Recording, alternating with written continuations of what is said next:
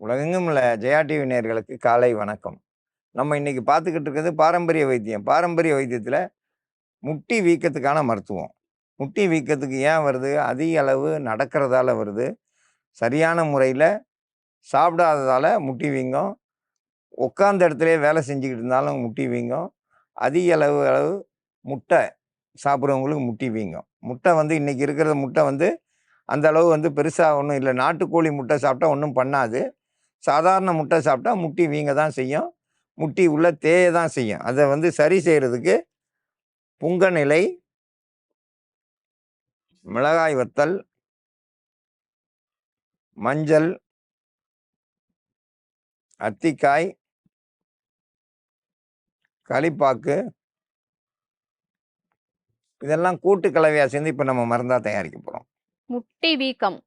முட்டி வீக்கம் வர்றதுக்கு காரணம் அதிக நீர்ச்சத்து உள்ளவங்களுக்கு, அவங்களுக்கு அந்த வாத நீர், அந்த நீரெல்லாம் முட்டியில திரண்டுக்கிட்டு நல்லா வலியா இருக்கும். உப்பு அதிகம் கூடிருச்சுனாலும் அவங்களுக்கு முட்டி வீக்கமா வீங்கிக்கிட்டு நடக்கிறப்போ உரசுற மாதிரி சறுக்கு சறுக்குன்னு சத்தம் கேட்கும். சில பேருக்கு அந்த மூட்டு ரெண்டு இப்படி ஜாயிண்டும் நடக்கிறப்போ உரசி தேஞ்சும் போயிருக்கும். அதனாலையும் வலி வரும். அவங்கெல்லாம் முட்டி வீக்கம் இருக்கிறவங்க, வலி இருக்கிறவங்க, நீர் காய்கள் அந்த மாதிரி இருக்கிறதெல்லாம் சாப்பிடக்கூடாது. நீர் காய்கள் அப்படின்னாக்கா சுரைக்காய், புடலங்காய், பீர்க்கங்காய், சவுச்சவுக்காய் அந்த இதெல்லாம் சாப்பிட்டாங்கனாக்கா முக்கியமாக தக்காளி கூட்டு, தக்காளி தனியாக தக்காளி சொச்சி அந்த மாதிரி இந்த டிஃபனு சாப்பிட்றப்பலாம் வழக்கத்தில் தினமும் தக்காளி சாப்பிட்டுக்கிட்டு இருப்பாங்க. அப்படி புளிப்பு சுவை எடுத்துக்கிட்டாங்கனாலும் அவங்களுக்கு முட்டி வலின்றது குறையவே குறையாது. அவங்க மாமிச உணவுகள் சாப்பிட்றத தவிர்த்துறணும். நீர்க்காய்கள் சாப்பிட்றத தவிர்த்துட்டு உடனே முட்டி வலி வந்துச்சுனாக்கா அதுக்கான மருந்தை போட்டுக்கிட்டிங்கனாக்கா உங்களுக்கு நல்ல முட்டி வலி, வீக்கம் எல்லாம் குறைஞ்சிரும். மலச்சிக்கல் இல்லாமல் பார்த்துக்கிறணும்.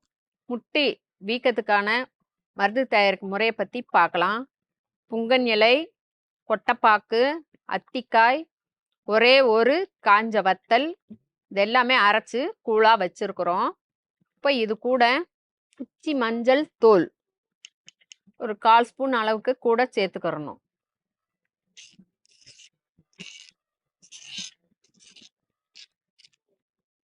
இந்த மருந்தை முட்டி எந்த அளவுக்கு வீங்கி இருக்கோ, வலி இருக்குதோ அது முழுக்கும் தடவிட்டு துணி பட விடாம ஒரு காலை மடக்கி உட்காராம போட்டுட்டு அந்த இப்படி இந்த முட்டி இருக்குதுனாக்கா அது இப்படி தொங்கிக்கிட்டு இருக்காம ஒரு சேரை இப்படி நேராக பக்கத்தில் இப்படி வச்சுட்டிங்கனாக்கா நேராக இருக்கும். நம்ம முட்டி நேராக காலை நீட்டி அடியில் ஒரு ஸ்டூலை வச்சுட்டிங்கனாக்கா இந்த மருந்து போட்டு ஒரு 1 ஹவர் உட்கார்ந்துருந்தீங்கனாக்கா உங்களுக்கு நல்லா வலி குறையிறது நல்லா தெரியும்.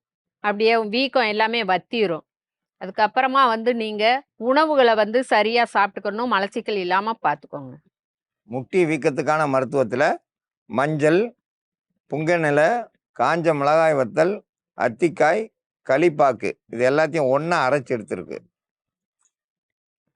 இது அப்படியே முட்டி மேலே தடவி 1 மணி நேரம் விட்டுட்டு அதுக்கப்புறம் வெந்நீரில் கழுவிட்டு வந்தீங்கன்னா அந்த முட்டி வலி குறையும். முட்டி வலிக்கு இது ஒரு சிறந்த மருந்து. இந்த மருந்தை பயன்படுத்தி பயன்பெற வேண்டும் என்று கேட்டுக்கொள்கிறேன்.